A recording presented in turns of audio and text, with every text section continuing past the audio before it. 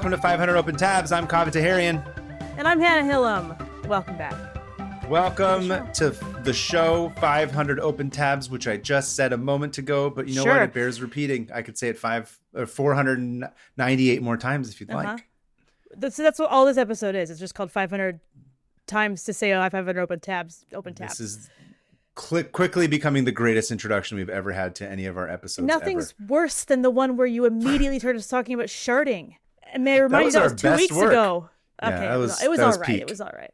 No, I was going to say, this is the podcast where we open one of our... I don't think we ever talk about what we do here. I guess we should do that. Yeah, you're right. We pick one, we share it with the other one, because who doesn't want to info dump on a subject they're obsessed with at the moment? And then we have a closing ceremony. So stick around for that, for the whole thing, actually. Don't leave. I can't believe we never thought to do this at any point.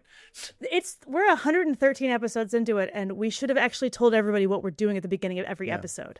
Hi, welcome to 500 Open Tabs, the show where we pick a random open tab and tell it to each other and laugh. Deep dive, tell it to each other, and then close it. That's what we do. And you know what? We're both artists. Come see us at, what is it called? Oakland Comic Con. We're both cartoonists. Yeah. It feels like kind of like one of those Netflix shows where they're like, Hannah, you know how you and I have been friends for a while, right? And you know how you and I have a podcast? But here's the thing. It's like, you know how you and I draw pictures together and do you remember that time? So it's just stating the obvious. It's stating the thing. Yeah, because people are on their phones. Yes, exactly. It doesn't matter. Hannah, I'm excited because I don't have to do another tab for this episode. I get to listen to what you're doing and hopefully not derail you too bad, which I know I've done quite a bit as of late. As you said, I'm unhinged now. I'm sorry. What did you call me? Unshackled? Unshackled. Unshackled by the stress of having to get ready to do your tab. So exactly. Yeah. It's for better or worse. It is what it is now. So anyway, do you have anything else you want to talk about before we get going? No, I think I just spoke for 2 episodes in a row. So I'm here. Yeah. I'm listening and I'm learning. Okay, I'm here to listen and learn. Are you ready to listen to this? Just a sec. No, I can't. I just saw a black ribbon around your neck.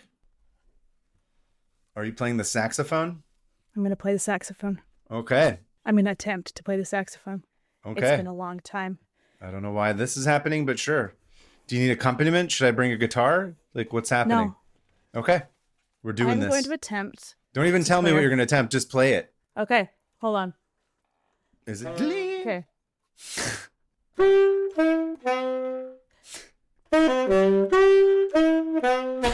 You can't get it through.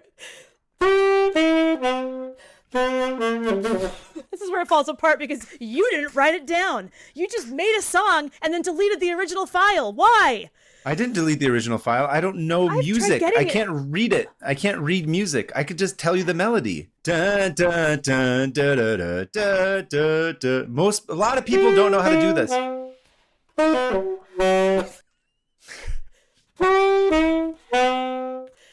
Anyway, today I'm going to be telling you the history of the saxophone. All right? The history of the instrument. Yes, the instrument. It sounds like it would have nothing interesting about it, but I've never read anything more interesting. So. Okay, I love it. What an introduction. And I was going to try to figure out the rest. I didn't mean to start yelling at you. Sorry. I think all of my pent-up frustration. You've never done that before, ever. Came out and me being I wouldn't call it learning that song because you didn't. You learned the first part of it and then you gave up immediately, just for the record.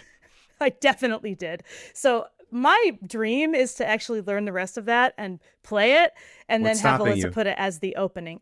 What's stopping me is time. Just do it right now. Yeah, that's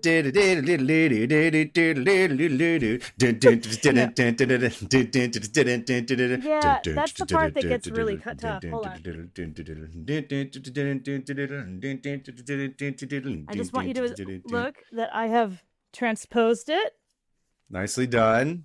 And I'm not totally confident. Anyway, so we're talking about the saxophone because today. the way I learned to play music was just by ear. I don't know how to read music. What? I can't tab or do anything this. Yeah. I learned to read music first. That's not that crazy. A lot of musicians or people who play music don't have any there's plenty I think Paul McCartney's I don't know what any of this means. He just plays it. I'm not Paul McCartney obviously, but I learned to do both at the same time. Wow. I'm Hannah Hillam. I live a life of privilege knowing how to do I get to read music. So as you can tell, I haven't played the saxophone in 10 or so years, but I used to be pretty okay at it. I have one and it needs to be repaired. So that's why it was all airy and breathy, but whatever, I don't care. So how did this instrument that you just heard me play go from being a Belgian novelty that everyone hated into shaping American music, particularly jazz? How did it go from this widespread joke of an instrument that everyone laughed at to being nicknamed the Devil's Horn and being banned by dictators, religious leaders, and even the DEA? Really? Yes. So we're going to figure out. The Drug Enforcement Agency had a problem with saxophone. Oh, is this because like black people were like playing jazz and they were like, oh, they're all smuggling drugs in it or some shit like that? Yes, 100%. Yeah. Because Charlie Parker, whatever. You just did the end of my tab. I don't have to even do that anymore. Sorry. Bird. No, it's fine. I'm not. Here's the thing. There's so much to this that like I can't fit it all into one episode because that's just it's impossible. So we're just going to kind of do a vague. I'm going to let you go. Yes. I'm going to sit back. I'm listening and I'm learning. So the existence of the saxophone is nothing short of an actual miracle. And not only is its existence a miracle, the fact that it's actually used and widely recognized and widely used, especially in the US, is absolutely mind-boggling. Like this shouldn't have existed. So the reason I play the saxophone is because it's like not a fun one. It's like I saw a guy I liked. Like I was playing the flute in a middle school band. Bill Clinton, my middle school crush, Bill Clinton. Yeah. On Arsenio Hall, you were like, I get me a pair of Ray-Bans and start playing the saxophone. Like, I need to look. Here's how I'm going to elevate myself. I've met Bill Clinton. Did you know that? I did. I also met Bill Clinton once. By the way, do you hear they're doing leaf blowing outside the window right now? Just heads up. Not super important because I'm not the one who's talking, but are they at least leaf blowing our theme song? Anyway, sorry. I'm derailing you. I am not going to do that. Why not? That's what it's for. Stop. So the first time I ever saw a saxophone that I wanted to play was this guy that sat behind me in band. His name's Andrew Colin Beck. You can look him up. He's a friend of mine. He still makes music. He's a very good graphic designer. Shout out Andrew. And he was wearing a leather jacket and he was playing an alto saxophone. And I was like, that's it. That's what I want that life. Also, I had a crush on him. Sorry, Andrew. And so I was like, yeah, I'm ditching the flute. This is for losers. I'm going to play the saxophone. Also, Lisa plays the saxophone. Why wouldn't I? And so I ditched the flute, picked up the sax, and I think Andrew actually ended up stopping playing the saxophone shortly after, so it was all for nothing. But by then, I loved it. He was like, what's not cool anymore is the saxophone. Playing the showing saxophone. Up with like your giant like leather jacket that's like 5 sizes too big for you that you got from Goodwill, and you're like, look at me, I'm playing the saxophone. Yeah, exactly. He was like, this girl's doing it. Andrew's like, that's an SS leather jacket that you're wearing. It's not as cool as you think it is, Hannah. How dare you? No, it's funny because Andrew, like I had the biggest crush on him and then it like obviously petered out. And then we went on to like be like really close friends. And like my husband worked with him for like years and we lived together in New York for a little bit. And wow. Anyway, you'll see, go read about Andrew. He's got an interesting backstory. So after learning everything about this, it really never struck me how weird this instrument is. Like it had just been so normal to me that this weird twisty brass contraption with like 1,000 buttons on it was kind of odd. Like it didn't really fit with the woodwinds. It didn't really fit with the brass. And all I knew was that orchestras didn't allow it in, which meant that I got a free period whenever we joined up with the orchestra. There's very little saxophone music in orchestras. So I just got to goof off. And it's odd because there's so much about it that's kind of vibes based. The saxophone. Okay. Like it's technical, but at the end of the day, you're like, there's like 5 different ways to change the tune, like the tone of the note, like with your throat or like adjusting the mouthpiece, adjusting the neck, adjusting whatever. And I don't know if that's how all instruments are, but like when I played the flute, it was not vibes based. It was very much like you need to play the right notes at the right time. Precision. Yeah. It's precision, but the saxophone's kind of like a lazy clarinet trumpet with a lot of buttons. With a lazy clarinet trumpet. I love that. Okay. And there's a reason why it's that. And it's it comes from this guy, right? The guy who invented it. His name was Adolf Sax. Laugh, do it. It's insane. Adolf Sax. It's not. No. Yes, his name is not Adolf Sax. His name is Adolf Sax. Okay. This if man. You say so. Sure. Bonkers. This dude is nuts. Okay, so he Adolf Sax was born November 6th, 1814, in Belgium, to parents who were also musically inclined. They also invented new instruments, and sorry, I shouldn't say invented new ones, but they would like improve upon old instruments, repair instruments, and they were just all around very like brainy type of like music people. And so he was immediately immersed in a house covered in just different instruments and fixing them and and like watching his dad experiment with different ones. And so, that was a great place to be born, to end up inventing your own. Sounds like a lot of fun. Yeah, it does. Well, here's the thing about little Adolf Sax, though, is that he was little always Adolf almost Sax. Little Adolf Sax had the nickname Little Sax the Ghost, and yeah, you'll find out why. And his Little mother Sax the Ghost. The Ghost, because this kid almost died like 15 times. Oh my God. Like an insane amount of times. And his mom even said, he's a child condemned to misfortune. He won't live. Dear Lord. I know. So first is he fell out of a 3rd-story window and hit his head on the pavement. And, that'll kill anybody. That's never a good start. Yeah. No, or not turn Adolf you into Sax. A killer. No. Or and that he'll boy invent the grew saxophone. up to be Adolf Hitler. This is Adolf Hitler's backstory. Ew. And not long after he fell out that window, he ended up eating a needle, like a big fat needle. Like, and he swallowed it. I don't know. He was like 2, so he was like, "I'll eat this needle." No. And everyone freaked out because they're like, "That's gonna get lodged in there." Ate a needle. Yeah. He ate a needle.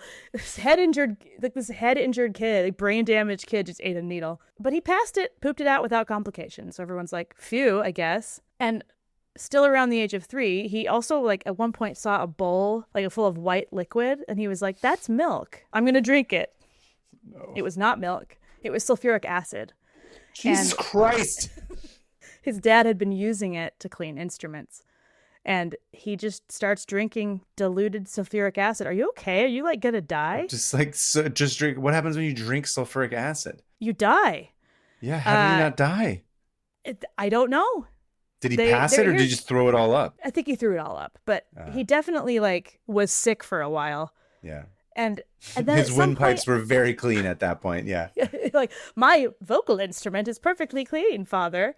But yeah, just picture this kid who's just like pooped out a needle and has head injuries, and it's just like, I'm gonna drink this bowl of milk. It's like, I mean, you can't blame him. Can't blame him for wanting to drink sulfuric acid. Looked like milk.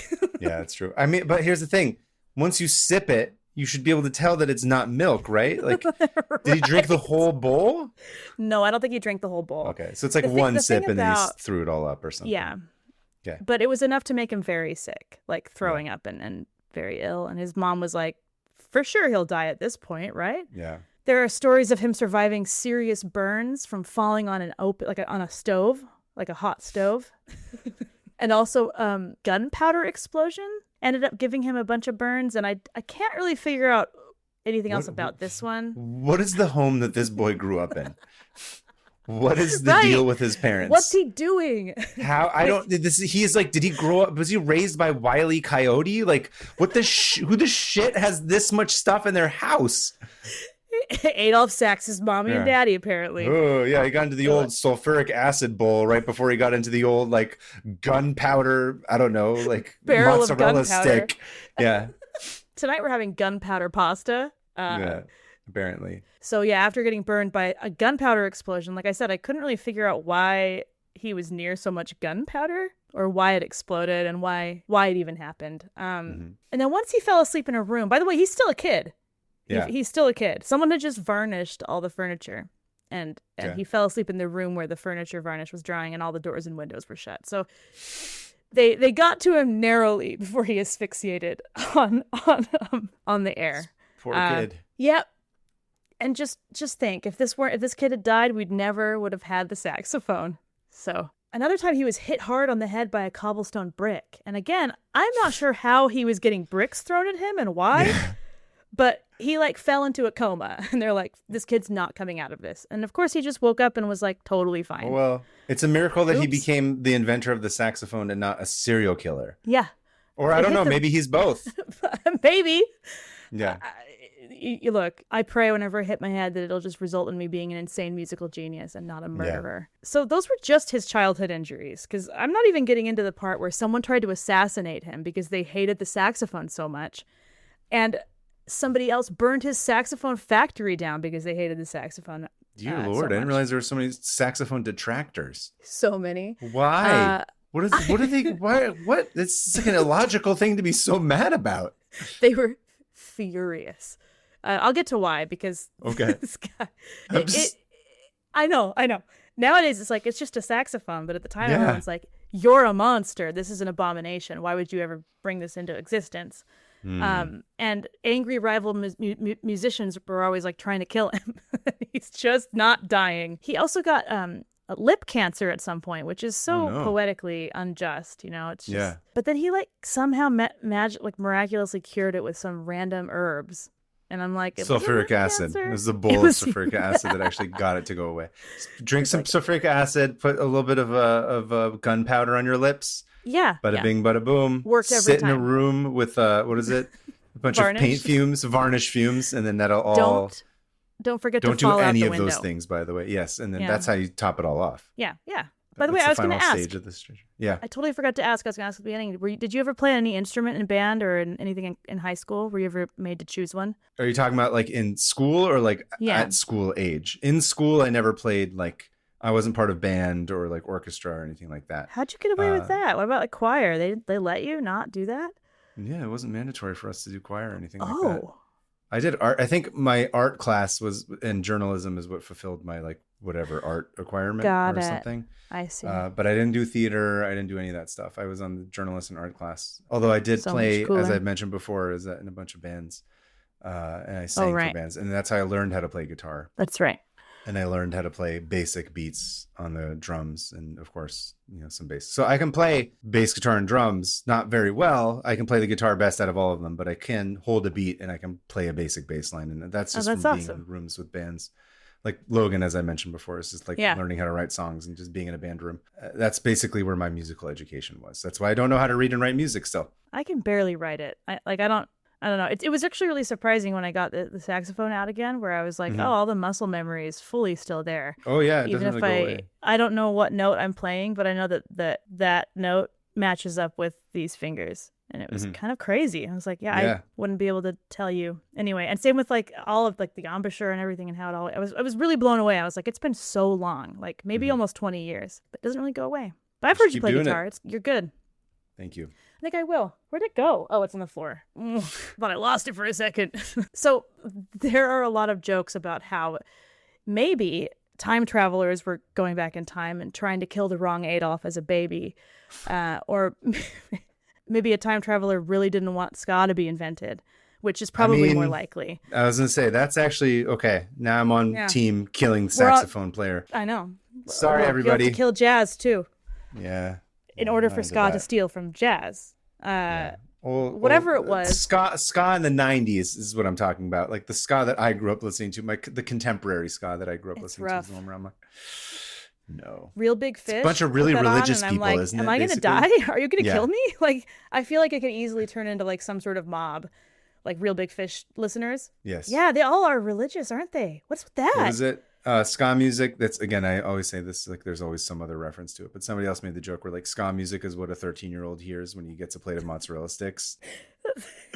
Which I think is like, that's it. That is perfect. Yep. I can't not that I loved ska to begin with, but I'm like, that's it. I don't remember, but that's like a thing that's been on the internet for a long time. I was almost in a ska band. That's what happens when you play the saxophone.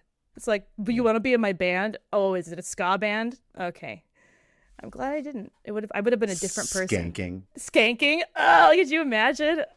Yes, I can, unfortunately. No, I would want to disappear into the ground before I skanked in front of a bunch of people. Skank into the ground. Skank me into the bog.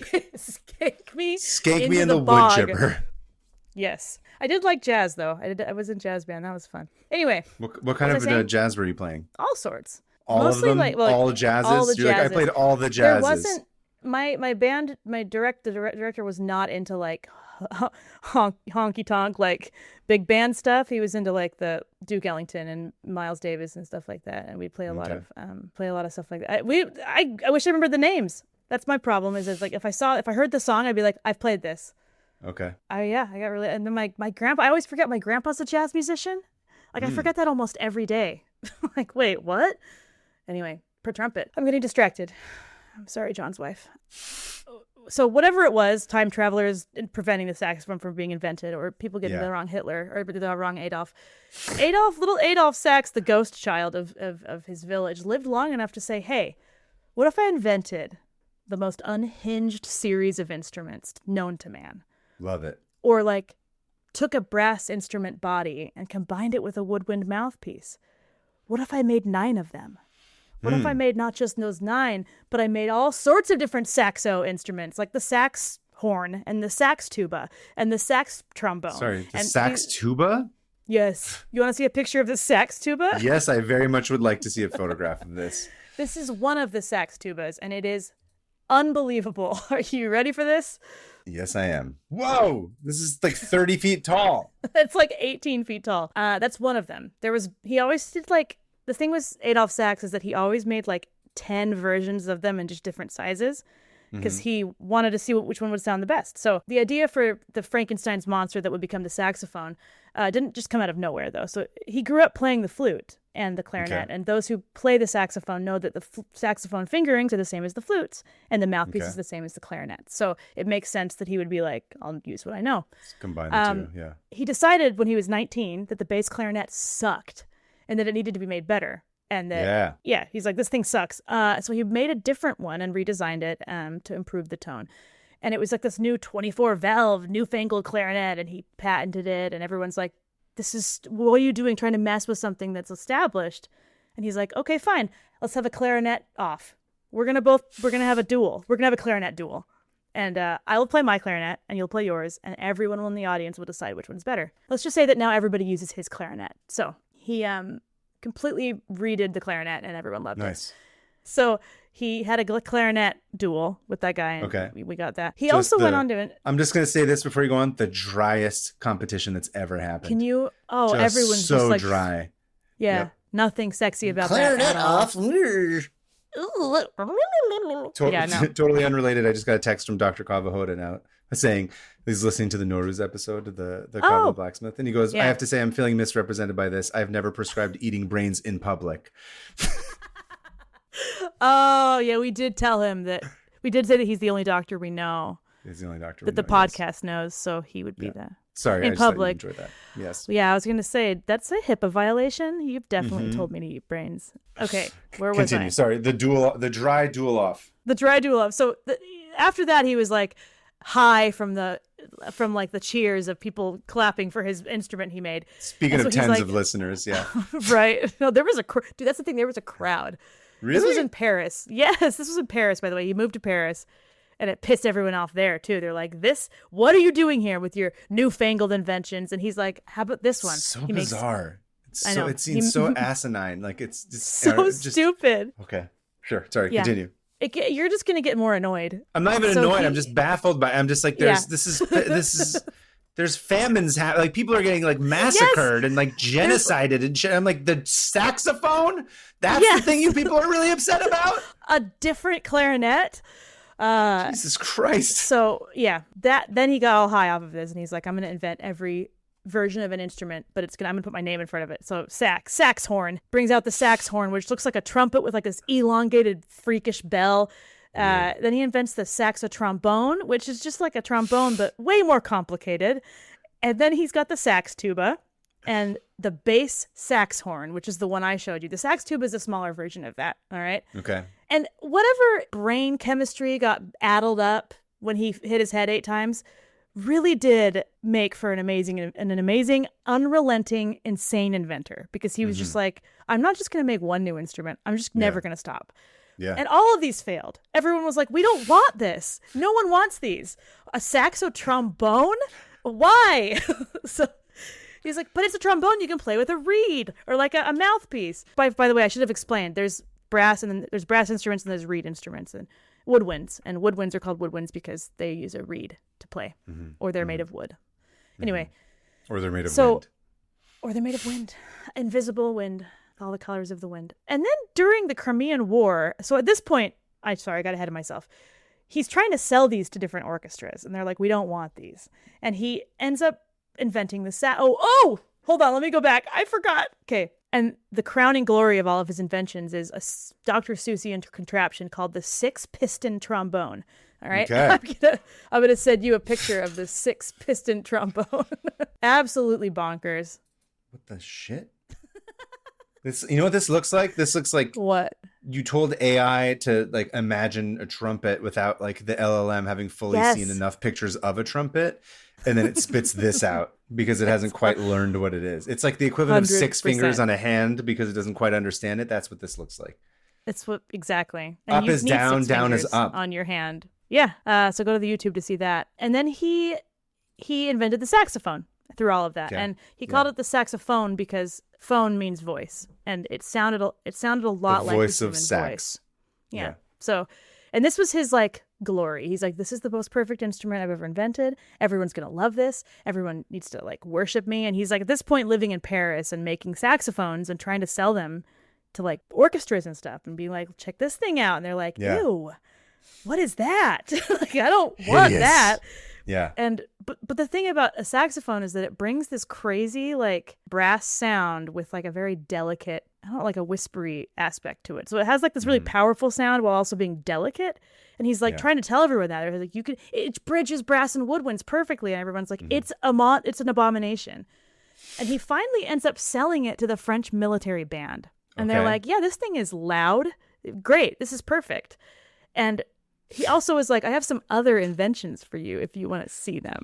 I'm also just thinking about the French military going around playing saxophone in the mornings to wake everybody up. Like waking up to the smooth sounds of French military music. French military saxophone music. Yeah. I was like, this sounds like something you would find on like the preview channel in the 90s as like, scrolling through. Yes. Yeah, the TV Guide channel. That's what I'm imagining. That's what it is. Yeah, nothing sounds, like you said, drier than a military band playing the saxophone. So he's like, hey, military, look at this other thing I have. And he shows them this design for something called the saxo cannon. Okay? And it is. It's a weapon on top of being a saxophone? Yes, it's a weapon. It's got a reed in it to shoot the cannon. Seriously, it's a cannon, a massive cannon intended to destroy cities. So with like a loud locomotive powered organ. And they never were built because the military was like, what? No thanks.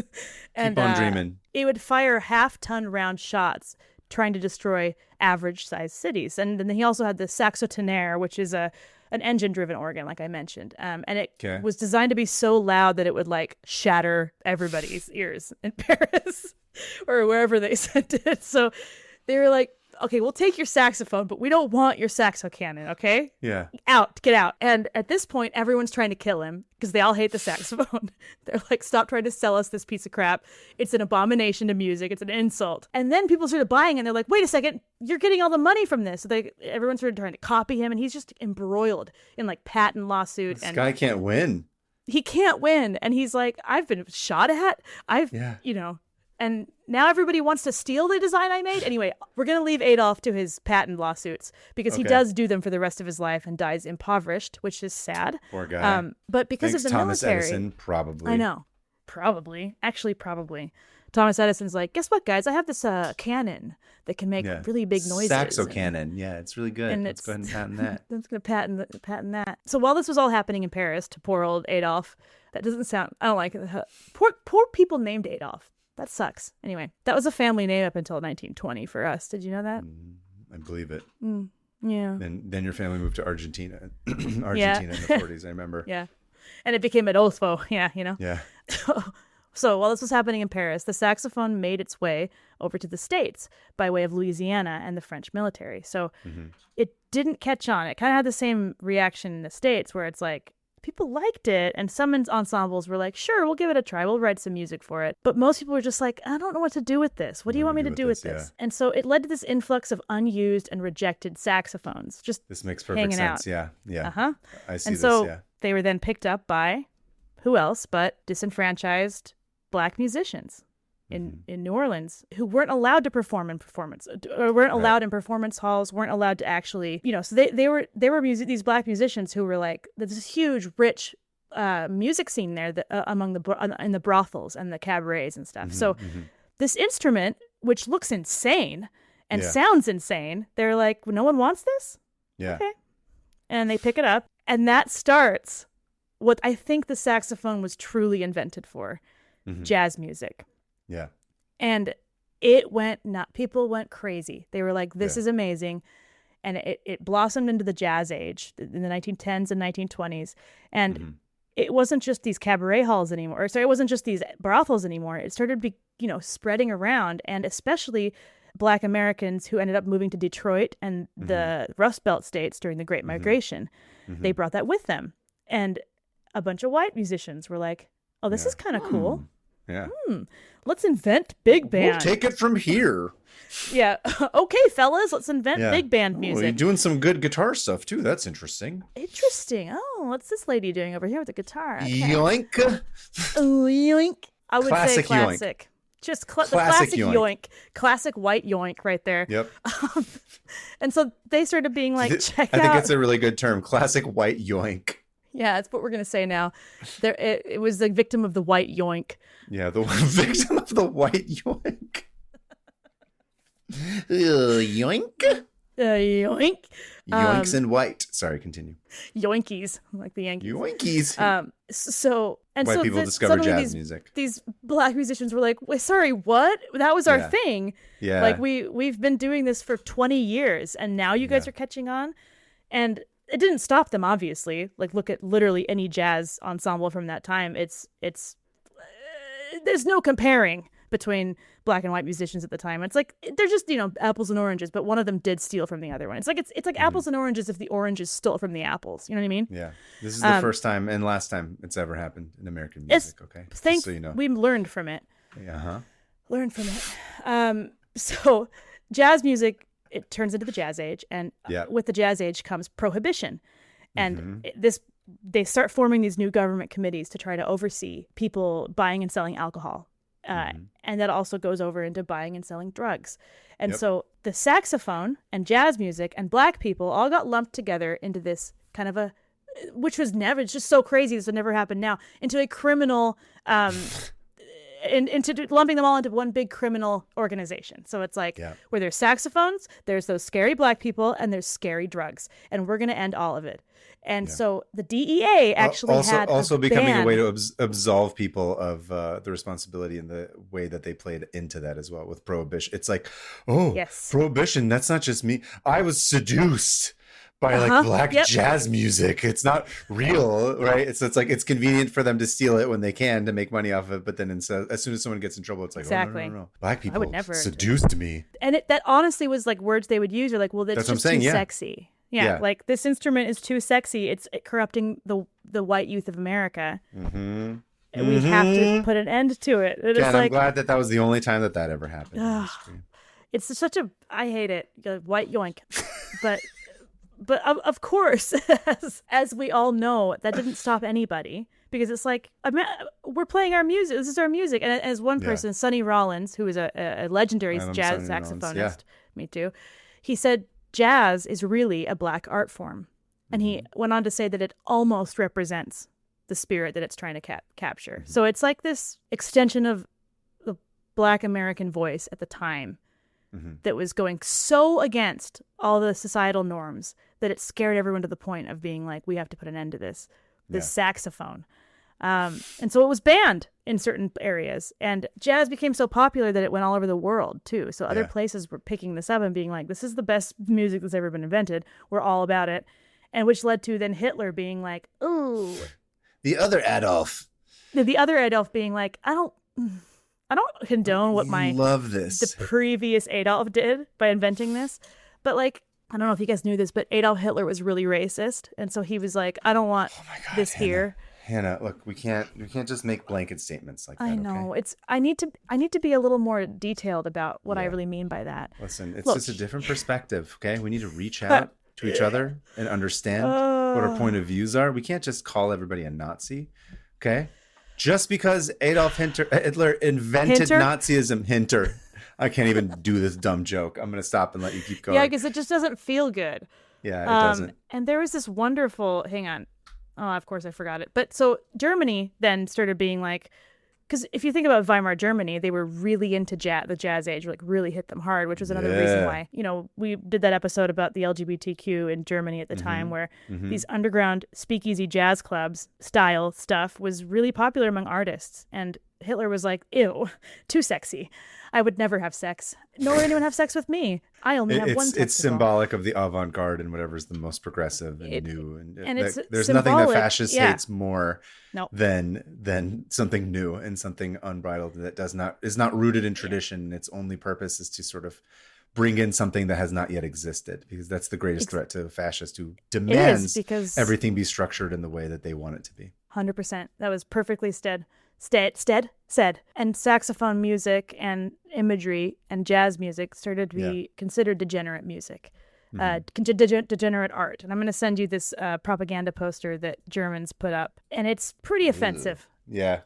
Oh, he's and Jewish and black, of course. He's a Jewish black saxophonist, and really not.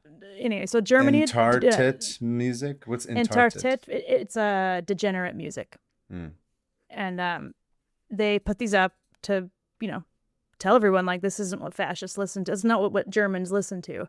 And I have something that I learned about that I think is interesting in relation to what this is, but remind me at the end of this. No, just I'll wait till you finish the Nazi section of it. It has to do with Nazis and jazz. No, I'm done with the Nazi. Well, I was just going to say, not only did Hitler ban it, but also the Vatican, because they were like, this is, and not because they were like full on racist, but they were like, this is just too sexy for Christianity.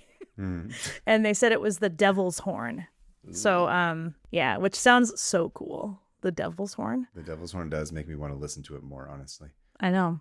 Go on. What were you going to say? I was going to say, I remember back in the early days of internet, like this is like 20 something years ago, a friend of mine found Nazi jazz on some forum. And it was like, it turns out what it was. And somebody has since come out and like, there's some like professor or something like either like wrote a book about it or did some, by the way, this person was not looking for Nazi stuff. I think this is just like a thing that they came across, just so we're clear. Early internet, man. You don't know what. Early internet is just, you're just like, I don't know what this thing is that's downloaded. And then you listen to it. I remember played it for me. But it was like, it was jazz. It was big band jazz that was, it was performed by the Nazis. But it was of contemporary, it was about like contemporary hits that were like popular at the time. But then the lyrics were changed to be about like how the Jews are driving you crazy and like Winston Churchill doing all this.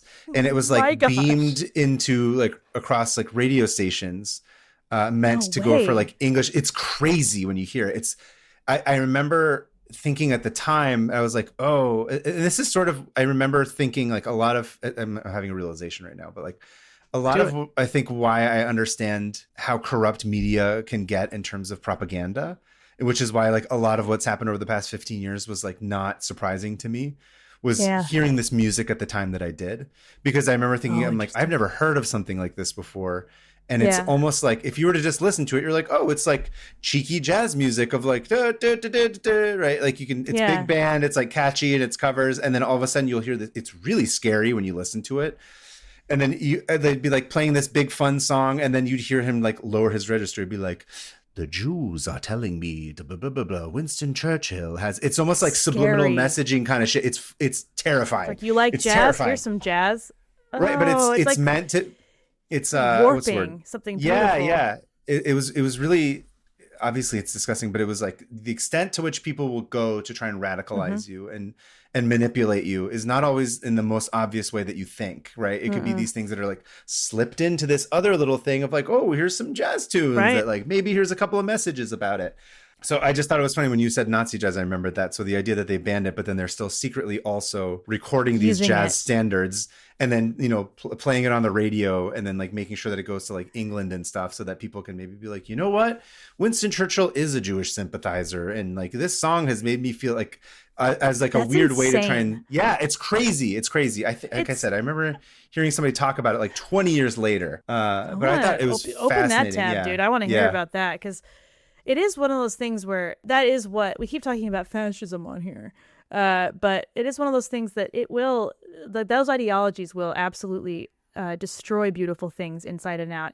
Oh yeah. If like that's how they get into you. Like you see it all the time and people getting radicalized all the time through things where it's like, it's so complex and so layered at the end where you're like, I don't even know what to believe anymore. Exactly. That's what it's meant to do. By the way, it's called Swing Time for Hitler is the, Swing Time for Hitler. I believe that's the name of the book. Scott Simon is the author. I think it's a book. But again, I heard this like 20 something years ago, just because of, like you said, because internet used to just be the most deranged things. It's crazy though. It's like fascinating in terms of like, for all of the like dumbass annoying like History Channel documentaries about like, and then there was a war, and it's like, this kind of shit is to me like way scarier that people should be aware of. That like, this is the kind of stuff that lays the groundwork for that war. Yes, exactly. That weakens those pillars of institutions. Belief. Yeah. It's so sinister. And that's why I was so like moved by reading about the saxophone being a rejected instrument picked up by rejected people, because the fact that somebody would then turn that around. There's something beautiful about the fact that somebody who was disenfranchised would be like, whatever, I'm going to make music out of this, and I'm going to make it better than anyone could ever imagine. And I'm going to show all of you. And it's going to literally change the world to a point where like people are so scared of us that they're going to ban it. That's nuts. Some dude who's like, I want to invent a Frankenstein's monster instrument. And then suddenly it's like the symbol of liberation in America, because it wasn't just like, in the 20s, jazz went on to become like the fuel behind the civil rights movement. Like all these musicians were active participants and openly supportive of the civil rights movement. Like Sonny Rollins, for example, he has some really great quotes. He said that whenever he played jazz, he felt automatically connected to my Black roots. And whatever that means, because if everyone needs to remember that we robbed Black Americans of their roots and their ancestry. We took their names from them. We took their plate. We stripped it of them and gave them new names. And so anything that could speak, like I can understand how this completely wedged itself into like the Black American conscience, psyche, because it's everything that isn't what oppressed them. You know what I mean? It's like this, it's like a burst of energy that just pushes its way through everything. It's loud and beautiful at the same time. And I'm not saying I understand what it's like, but like I can see exactly why all these Louisiana musicians were like, this is it. This is it. This is this is it for me. And I'm going to read one more quote from Sonny Rollins really quick, because he just has so many good things. He said he was also a leading figure in the civil rights movement. He was and he said, any artist who has gotten famous in the U.S. had a responsibility to speak about the injustices that Black people endured through their art, Rollins recalled. So as soon as I got the chance, I composed the Freedom Suite. And the Freedom Suite was like this jazz album that was that addressed all the different, like, I'm sorry, I didn't even write it down like an idiot. I got so absorbed in this. It was just like a commentary on all the things that were happening to Black Americans at the time, like the lynchings and segregation and Jim Crow stuff. So he then says, he insisted on including an explicit message in the album's liner notes.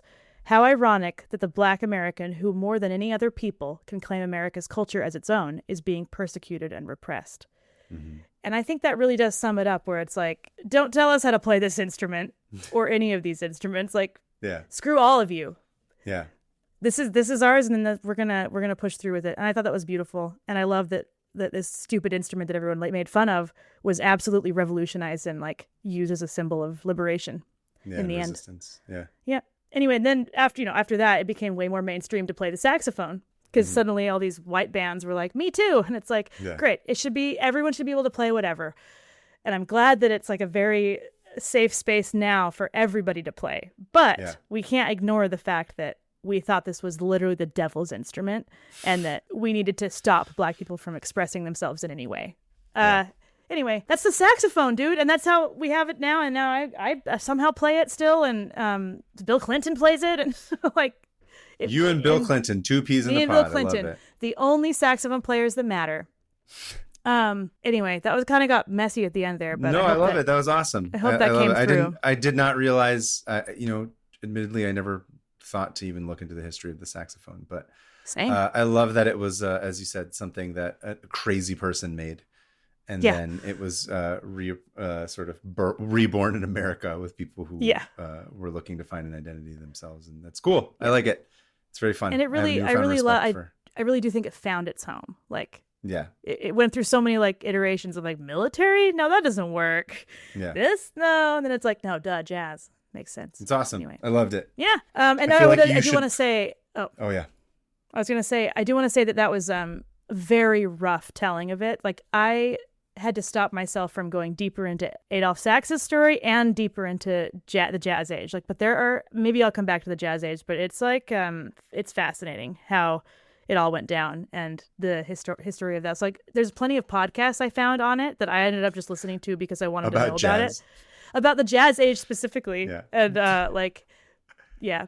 Anyway, wow. So yeah, now it's almost like there's a lot of podcasts about World War II as well, Hannah.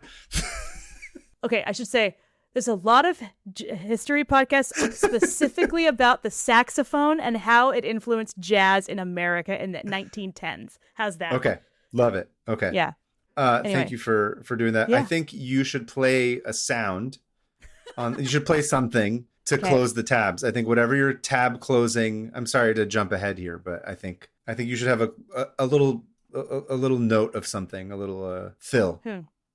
A jazz fill. No, I'm not doing it. Just improvise. Just come up with something. Just. Okay. Okay, you ready? Hold on. Okay, ready? Countdown. Okay, ready? 3, 2, 1.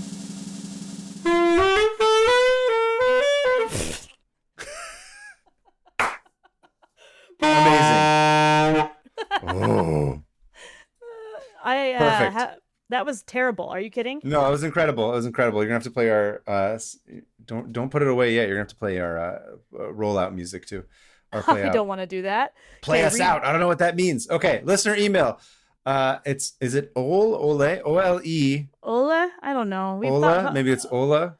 I think it's Ola. I believe from somewhere close to Rotterdam. So Great. It's not Ole, because again, I'm in California, so I just read everything in Spanish. You've made this joke before with this same person, but yeah, go on. Did this person has done this before? I don't remember. Yes. That's why. And you made the California joke. Wholly original. Wholly unoriginal. Keep it in. I'm very, at least I'm consistent. Okay, anyway. Yeah. Hi, Alyssa, Hannah, and Kaveh. This is a real short one and also requires looking at the picture attached. It's not really an open tab, but something funny I learned yesterday. I went to the Tax and Customs Museum in Rotterdam. Completely against my nature, but it was surprisingly good. Anyways, one topic of the exhibition is smuggling and faking of goods. It's commonly known that hot rodding and tuning of cars, and also NASCAR racing, in America partly originated in the smugglers' runs across the Mexican border to bring the good Mexican tequila to the U.S. tax-free. Did you know this? Did not know that. Apparently, the Dutch did something similar, but in a very, very Dutch way. Oh. So this is a picture of the 1930s smugglers' bike they used to bring alcohol from Belgium in the hollow mudguards and then smuggle cigarette papers back in the hollow saddle. So let me grab. It is very Dutch with the bike. The Dutch. I don't know what a Dutch accent's like. I don't have a Dutch impersonation. I don't either. Here's one. Here's another one. Oh, wow. Oh, it looks like a fake, again, an AI bike. Like, this is what a seat of bike looks like, right? This is what a seat of bike looks like. Okay, I see. So they would hide it in the wheel well. Yeah. Much like if you're coming up from Mexico and you got like some drugs to stash. Yeah. That's what a lot of people end up doing. Cool. Smuggling was, back in the days, less of a crime, but a minor offense, and smugglers and the police as well rather looked at it as a game. Have a great weekend and stay as you are. Love your podcast.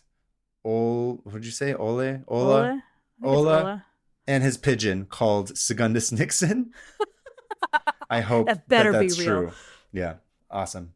Yeah. Love it. I don't think I could smuggle drugs on a bike. I wouldn't. No. I think I would be caught immediately because I'd be looking awkward. I'd be like, "Don't look at my bike wheel wells." I don't know. Oh, just a girl on a bike. Anyway, if you also have an email you'd like to submit to us, please go ahead and send it to 500opentabs@gmail.com. That's 500. You can follow us on Instagram or 500opentabs as well as Blue Sky. And more importantly, we're on YouTube. Go ahead and subscribe if you haven't done that yet. We are a video podcast, unfortunately, even though I don't believe that video podcasts should exist, but that's the hellscape we live in. This is an audio-only medium. I hate doing video, but here we are. Whatever. Now you can see pictures and the saxophone, I guess. I don't know. I never watch video podcasts when I'm doing neither. Things. That's the whole point. Anyway, I'm at PermaFriends on Instagram and Covetarian on Blue Sky. Hannah, you are... And I'm Hannah Hillam on everything. Hannah Hillam on everything. Come see us in Oakland. Yes. 9th and 10th. Is this when does this release? Oh, in the middle of April. This is still before. Okay, yeah. We still got some time. So in a couple of weeks, we'll be in Oakland, May 9th and 10th for the first ever Oakland Comic-Con. please make sure if you're in the area to come see us. It's a fairly affordable show. It's also the first one that they're ever doing. We want to make it awesome and great and show those tech bros in the San Francisco Bay Area that we still know how to put on a good show with fun artists. That art is still exists here. And we don't care about AI. AI can eat shit. It's kind of an awesome, like a resistance to, oh, look at us. We're making real art in your town, you idiots. Okay. Yeah. Instead of playing our theme song to lead us out, I'm going to play another one that everyone always requested of me.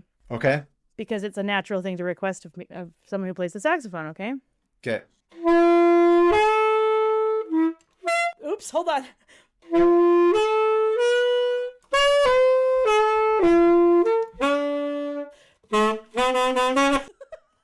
Almost had it. Almost, dude. Oh, I can't remember it. That's all. Bye.